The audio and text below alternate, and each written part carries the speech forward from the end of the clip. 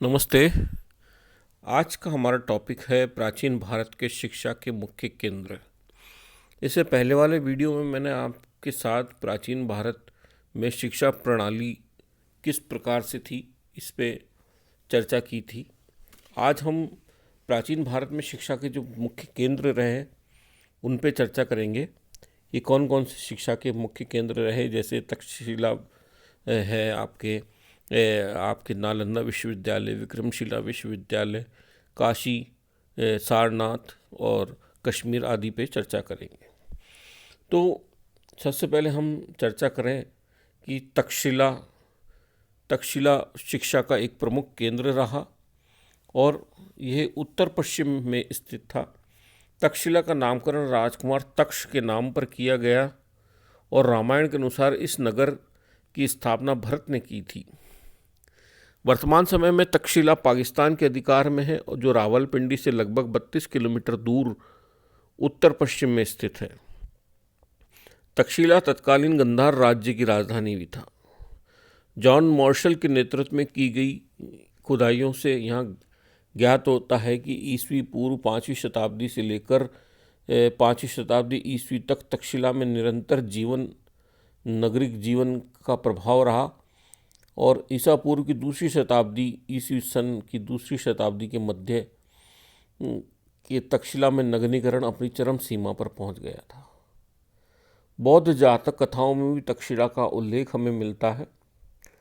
जातक कथाओं के अनुसार जो विवरण मिलता है वह ऐसा है कि तक्षशिला एक विश्वविद्यालय नहीं था, वरन यहाँ अलग से कोई विश्वविद्यालय स्थापित नहीं था, बल्कि यहाँ आचार्यों के अनेक स्वतंत्र विद्यापीठ थे जो विभिन्न विशिष्ट विद्याओं में या विषयों में शिक्षा के लिए देते थे। और यहाँ शिक्षा के प्राप्ति के उपरांत कोई परीक्षा नहीं होती थी और न ही पाठ्यक्रम ही पूर्ण रूप से निश्चित किया गया था। यह माना जाता है कि चांडालों को छोड़कर यहाँ सभी जाति के विद्यार्थी प्रवेश पा सकते थे। विद्यार्थी या तो अध्यापकों के साथ रहते थे या दीवा छात्र के रूप में कक्षाओं में आकर शिक्षा ग्रहण करते थे। दीवा छात्र में विवाहित छात्र भी होते थे और विद्यार्थियों से शिक्षा शुल्क अग्रिम ले लिया जाता था। शुल्क के बदले विद्यार्थी गुरु की सेवा किया करते थे। तक्षशिला के आचार्यों को वेतन नहीं मिलता था, वे पूर्णतः स्वतंत्र होते थे। इसके बावजूद यहाँ के आचार्य काफ़ी विद्वान थे और भारतवर्ष के कोने कोने से विद्यार्थी यहाँ शिक्षा करने आते थे। जातकों के अनुसार एक गुरु के पास कम से कम 500 शिष्य होते थे। तक्षशिला विश्वविद्यालय के पाठ्यक्रम में 3 वेद और 18 कलाओं को सम्मिलित किया गया था। इन 18 प्रकार के शिल्पों में से किसी एक में विद्यार्थी को प्रवेश लेना होता था। जातक ग्रंथों में इन विद्याओं के बारे में वर्णन मिलता है, जैसे गज विद्या, मंत्र तंत्र विद्या, धनुर्विद्या, विभिन्न प्रकार के अभिचार मंत्र, शकुन विद्या, श्री कृष्ण शास्त्र का अध्ययन विद्यार्थी अत्यधिक करते थे। सभी शिल्पों व कलाओं की व्यवहारिक शिक्षा दी जाती थी और अनुशासन का कड़ाई से पालन किया जाता था। तक्षशिला में विषय संबंधी शिक्षा देने के साथ व्यवसायी व तकनीकी शिक्षा भी प्रदान की जाती थी। बुद्ध के चिकित्सक जीवक ने आयुर्वेद की उच्च शिक्षा तक्षशिला से ही प्राप्त की थी। इसके लिए उन्हें 7 वर्ष तक कठिन शिक्षा ग्रहण करनी पड़ी थी। उन्होंने कार्य चिकित्सा के साथ ही शल्य चिकित्सा को भी व्यवहारिक शिक्षा प्राप्त की। जीवक ने शिक्षा प्राप्त करने के उपरांत सिर एवं पेट का जो ऑपरेशन किया था वह पूर्ण सफल रहा था। चिकित्सक के रूप में काम करते करते जीवक इतने प्रसिद्ध हो गए थे, मगध के राजा बिंबिसार के राजवैद्य वे बन गए और इसी दौरान उन्होंने देश भर के चिकित्सा व शल्य चिकित्सा के व्यवसाय का प्रचार प्रसार उन्होंने किया। बनारस के राजकुमार भी यहीं से शिक्षा प्राप्त करने आए थे। कौशल, नरेश, प्रसन्नजीत, पाणिनि व चाणक्य ने भी तक्षशिला से ही शिक्षा प्राप्त की थी। तो तक्षशिला विद्या का एक प्रमुख केंद्र रहा और विद्यार्थियों की इतनी बड़ी संख्या थी कि एक आचार्य के निर्देशन में कम से कम 500 विद्यार्थी शिक्षा प्राप्त करते थे, इसलिए उनकी सहायता के लिए पिट्ठी आचार्य, उपाचार्य भी होते थे। धौनसाक जातक के अनुसार संपूर्ण देश से ब्राह्मणों और क्षत्रियों के लड़के तक्षशिला में प्रवेश लेने आते थे। महासुत सोम जातक में एक ऐसे विद्यालय का उल्लेख हुआ है जहां 101 राजकुमार शिक्षा ग्रहण कर रहे थे।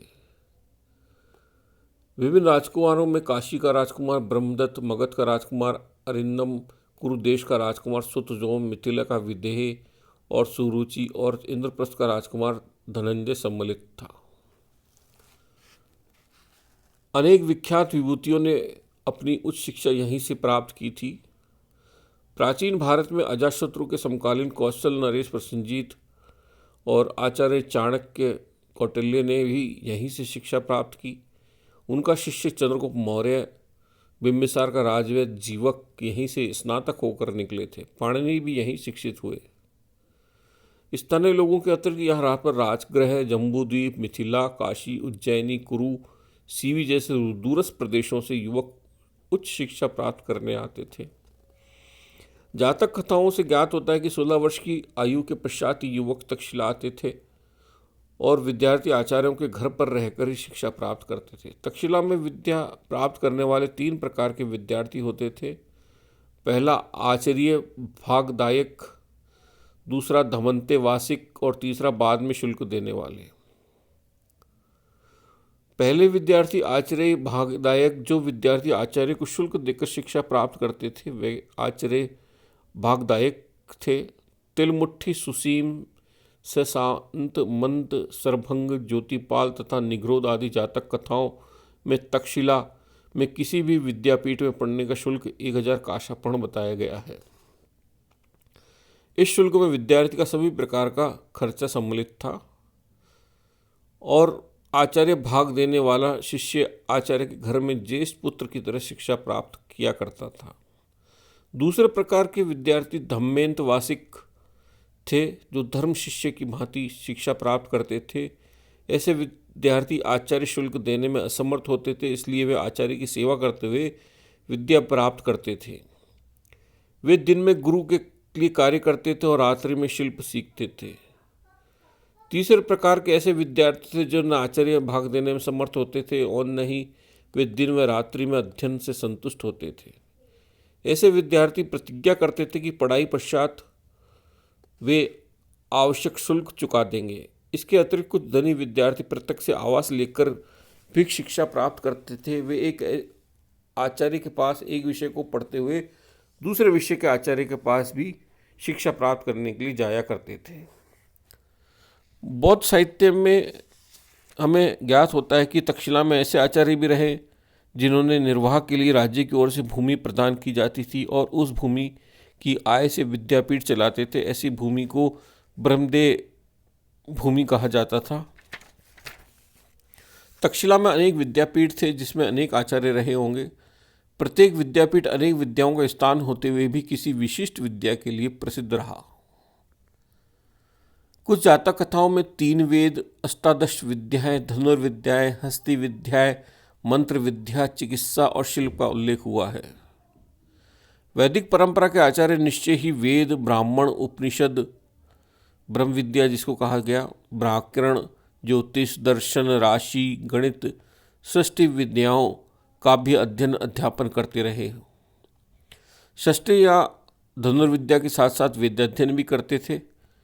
यहाँ शिक्षा का माध्यम संस्कृत था और लेखन में ब्राह्मी और खरुष्ठी दोनों लिपियों का प्रयोग किया जाता था।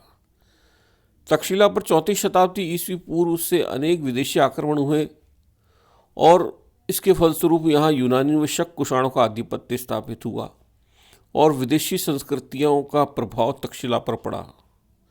खरुष्ठी लिपि का प्रभाव इसी कारण यहाँ की जीवन शैली में पड़ा और जो ईरानियों की देन कहा जाता है। इसी कारण यूनानी आधिपत्य के कारण यहाँ के आचार्यों ने यूनानी भाषा व साहित्य की शिक्षा भी प्रारंभ की होगी। यूनानी नाटकों का प्रभाव भारतीय नाट्य कला पर भी इसी प्रकार पड़ा और उसका आरंभ संभवतः तक्षशिला से ही रहा होगा। 4वीं शताब्दी के पश्चात शिक्षा केंद्र के रूप में तक्षशिला की ख्याति धूमिल हो गई, क्योंकि गुप्त काल में फाहियान ने शिक्षा के संदर्भ में इसका कोई उल्लेख नहीं किया है। तो ये तक्षशिला की कहानी थी कि तक्षशिला में किस प्रकार से विद्या अध्ययन किया जाता रहा। अब हम देखें कि विक्रमशिला विश्वविद्यालय किस प्रकार से था। नालंदा के बाद मगध का दूसरा विश्वविद्यालय पाल वंश के शासक धर्मपाल द्वारा स्थापित विक्रमशिला विश्वविद्यालय एक महाविहार के नाम से प्रसिद्ध था, जिसकी स्थापना योजनाबद्ध रूप से की गई और यह एक प्राचीर से घिरा हुआ था, जिसके बाहर एक धर्मशाला व अंदर अनेक भवन बनाए गए थे। इसके विशाल प्रांगण में 6 महाविद्यालय थे और इन महाविद्यालयों के अतिरिक्त एक विशाल सभा भवन, पुस्तकालय और अनेक व्याख्यान कक्ष भी होते थे। इस विश्वविद्यालय में कितने विद्यार्थी थे इसकी जानकारी तो नहीं है, लेकिन जो महासभागार है उसमें 8000 व्यक्तियों के बैठने का स्थान था। तो संभवतः कम से कम 7 या 8000 विद्यार्थी इसमें शिक्षा प्राप्त करते रहे होंगे और प्रत्येक महाविद्यालय में लगभग 108 शिक्षक नियुक्त थे। तो हम ये मानते हैं कि संपूर्ण विश्वविद्यालय लगभग 648 शिक्षक कार्यरत रहे होंगे। यह मूलतः बौद्ध भिक्षा का प्रसिद्ध केंद्र था और हीनयान बौद्ध धर्म के अतिरिक्त यहाँ वज्रयान बौद्ध धर्म की विशिष्ट ख्याति थी। ये हीनयान बौद्ध धर्म का केंद्र था। दीपंकर बौद्ध भिक्षु ने अकेले ही 200 ग्रंथ लिखे थे और अन्य विद्वानों में रक्षित, वैरोचन, ज्ञानपाद, जैतारी, रत्नाकर शांति, ज्ञानमित्र, रत्नवर्ज के नाम उल्लेख है। यहाँ अनेक देशों से विद्वान आते थे और पुस्तकों को पढ़ने व प्रतिलित उनकी प्रतियां तैयार करते थे। यहाँ के विश्वविद्यालय में पढ़े अनेक विद्यार्थी शिक्षा प्राप्त करके विश्व स्तर पर लोकप्रिय हुए। जैसे विद्वानों में रत्नवर्ज, आचार्य रत्नकीर्ति, ज्ञान श्री मित्र, रत्नाकर शांति आदि का नाम उल्लेखनीय है। यहाँ बौद्ध धर्म दर्शन के अलावा न्याय, तत्वज्ञान, व्याकरण इत्यादि विषयों पर व तंत्रवाद का अध्ययन भी किया जाता था। महाविद्यालय से संबंध आचार्य अपने विषय के निष्णात विद्वान होते थे और उनका नाम पट्टिका उस महाविद्यालय के द्वार पर लगी होती थी। इन आचार्यों को द्वार पंडित कहा जाता था। तिब्बती लेखक तारानाथ के अनुसार दक्षिणी द्वार का द्वार पंडित प्रज्ञाकर मती, पूरी द्वार का रत्नाकर शांति, पश्चिमी द्वार का वागेश्वर कीर्ति और उत्तरी द्वार का नारोपंत और प्रथम केंद्रीय द्वार का रत्नवज्र और द्वितीय केंद्रीय द्वार का द्वार पंडित ज्ञानश्री मित्र था। विक्रमशिला विश्वविद्यालय पाल नरेशों व अन्य अनेक दानदाताओं के द्वारा प्रदत्त दान और भेंट से चलता था। यहाँ पर अध्ययन करने वाले विद्यार्थी और आचार्यों के आवास और भोजन का प्रबंध विश्वविद्यालय द्वारा किया जाता था। संपूर्ण प्रबंध के संपादन के लिए प्रबंध कार्यकारिणी समिति होती थी। शिक्षा प्राप्ति के पश्चात स्नातकों को बंगाल के पाल राजा कुलपति के रूप में उपाधि प्रदान किया करते थे। 1203 में मुसलमान या मुस्लिम आक्रांता जो मोहम्मद गौरी था, उसका एक सेनानायक मोहम्मद बिन बख्तियार खिलजी ने यहाँ आक्रमण किया और विक्रमशिला को दुर्ग समझकर उसने नष्ट कर दिया। उस समय यहाँ के शाक्य श्रीभद्र इस बिहार के महास्थविरवादी थे। तो इस तरह से ये आपके विक्रमशिला विश्वविद्यालय की भूमि थी जहाँ विश्वविद्यालय स्थापित था विक्रमशिला। अब हम देखें कि नालंदा विश्वविद्यालय किस प्रकार से प्रतिष्ठित था। प्राचीन विश्व महाविद्यालयों में केवल नालंदा ही ऐसा विश्वविद्यालय है जिसके पुरातात्विक अवशेष पाए गए हैं। ये वर्तमान पटना से दक्षिण की ओर 50 मील दूर स्थित था। बताया जाता है कि महात्मा बुद्ध के प्रमुख शिष्य सारिपुत्र का जन्म यहीं हुआ था और शिक्षा के केंद्र के रूप में इसका उदय 450 ईस्वी में हुआ। गुप्त शासकों में कुमारगुप्त प्रथम का नाम उल्लेखनीय है। कुमारगुप्त प्रथम जो 414 से 454 ईस्वी में हुआ, उसने एक विहार के रूप में नालंदा की स्थापना की थी।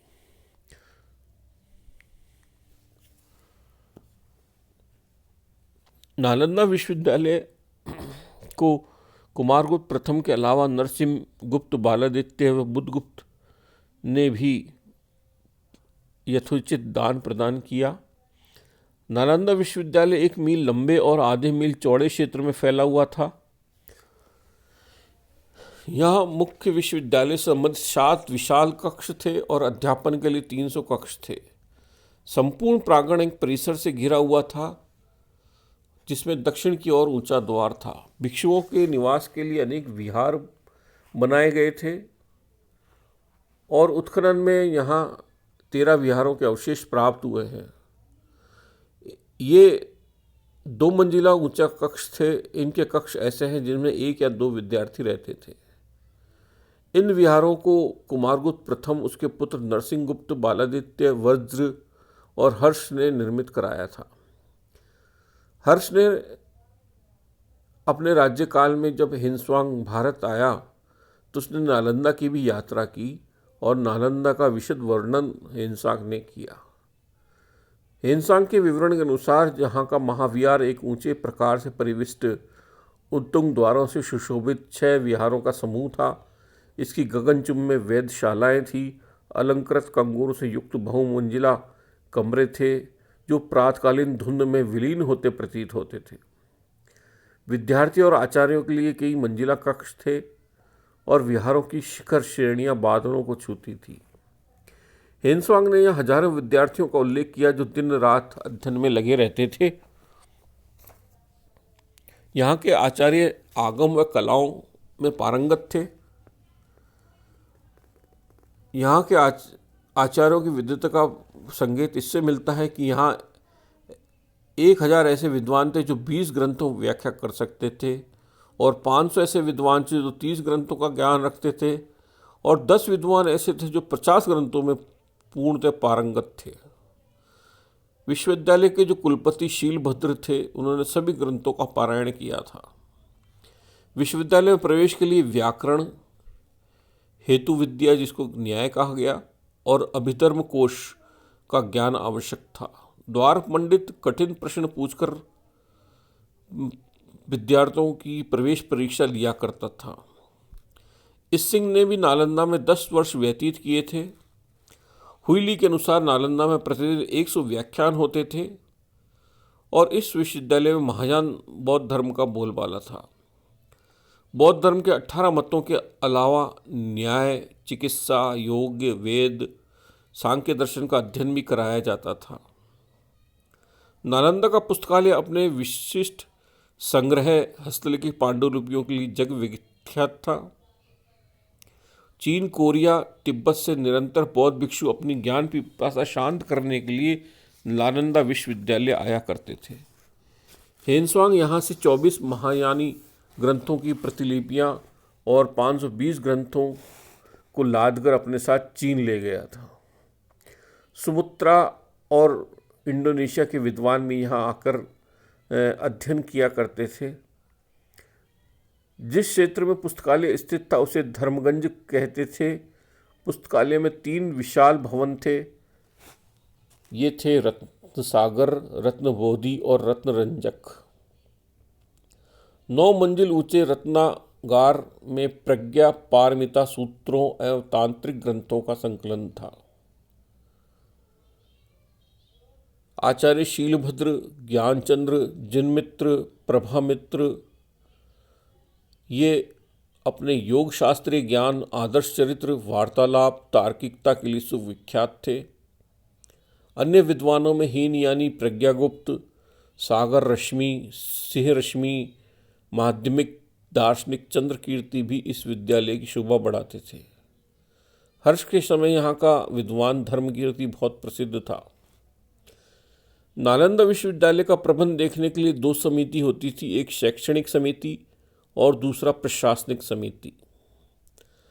अनुशासन के लिए यह विश्वविद्यालय इतना विख्यात था कि उसमें व्यवधान आने पर जिस सभा को निर्णय लेना होता था उस सभा में विद्यार्थी भी भाग लेते थे। विश्वविद्यालय की आय दान से मिले गांवों से प्राप्त चावल, मक्खन, दूध और दान में प्राप्त भूमि से की गई खेती से हो जाया करती थी।